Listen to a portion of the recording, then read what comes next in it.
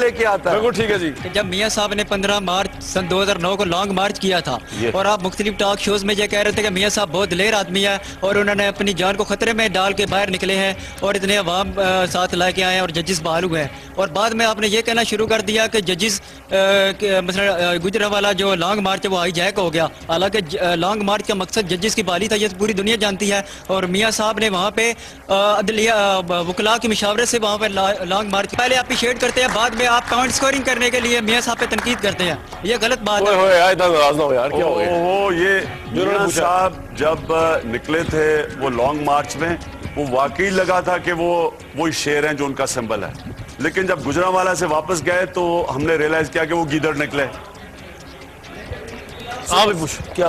की मशावरे से उन्होंने लॉन्ग मार्च वहाँ पर मुलतवी किया था ये प्रोग्राम। और जब वज़ीर-ए-आज़म ने यूसुफ रज़ा गिलानी ने 16 मार्च सुबह 6 बजे जजेस की बहाली का ऐलान किया तो मियाँ साहब वहाँ से वापस हो गए थे।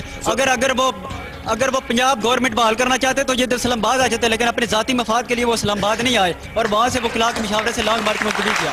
अच्छा, अब जरा गौर से सुने, देखें इस लॉन्ग मार्च में 4 लोग थे जो फरीक, 4 ऑर्गेनाइजेशंस थी, वकला, जमात इस्लामी, PMLN और तहरीक इंसाफ।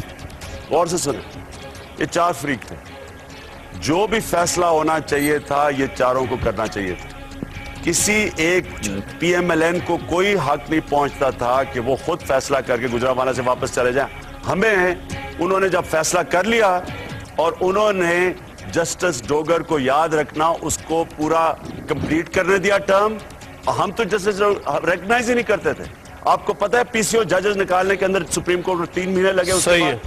आपको पता है 3 महीने के बाद तक सुप्रीम कोर्ट के PCO का वो फंसा रहा केस। इसलिए असल इशू ये था कि उन्होंने अपनी गवर्नमेंट पे कॉम्प्रोमाइज करके और वहां से कलाबाजी खा के वापस चले गए और हम सबको यहाँ छोड़ गए, जबकि चारों इकट्ठे होने चाहिए थे। साथ है उनकी मशावरत से उन्होंने लॉन्ग मार्च किया था जब जजेस बहाल हो गए थे। आपको पता है जो जजेस बहाल हुए इनकी वजह से आज आजादाना फैसले हो रहे हैं। और ये चीफ जस्टिस अगर मियां नवाज शरीफ साहब ना लिखते जो जजेस बहाल भी ना होते। कमाल बंद यार तुम। बस ठीक है सर, जवाब आ गया आपका वैसे। ठीक है, हाँ जी। एक मिनट, ये पहले तो ये आप बिल्कुल गलत बात कर रहे हैं और मैं आपको गलत बात बताता हूं कैसे हुआ। सबसे पहले याद रखें कि एतजाज आसिन अकेले लीड नहीं कर रहे थे, उसके अंदर पूरी वकला की कैबिनेट थी। सारी कैबिनेट ना उनको कंसल्ट किया। जमात इस्लामी के अंदर जिन्होंने असल, आपको पता है चेयरिंग क्रॉस में मार किसने खाई थी? तहरीक इंसाफ और जमात इस्लामी के वर्कर्स ने मार खाई थी। किसी को हक नहीं पहुंचा था। जब 4 लोगों को जब तक कंसल्ट ना करते वो बिल्कुल लॉन्ग मार्च खत्म नहीं होनी चाहिए थी। उस पिंडी में हम सब कह रहे थे पिंडी में आना चाहिए था, वहां दिन के वक्त सारे बैठ के फैसला करते। रात के अंधेरे पे किसी एक को फैसला करने का हक ही नहीं था। ये बात सुने, जो लॉन्ग मार्च किस लिए किया गया था? जजेस की बहाली के लिए किया गया था ना कि जरदारी को उसका तख्ता उल्टने के लिए किया गया था। जब जजेस बहाल हो गए, आपको पता है सारे जजेस बहाल हो गए जितने भी जजेस थे, तो फिर क्या मकसद रह गया? जजेस की उस वक्त आप मुख्तलिफ टॉक शोज में मियाँ साहब की तारीफें क्यों करते थे और आप बाद में पॉइंट स्कोरिंग के लिए आप मियाँ साहब को तनकीद का निशाना बनाते हैं? मैं इसका ये आपसे जवाब आ गया। मैं एक मिनट, अगर आपने खुद ही तकरीर करनी है तो करते रहे, यहाँ करे और तकरीर करें।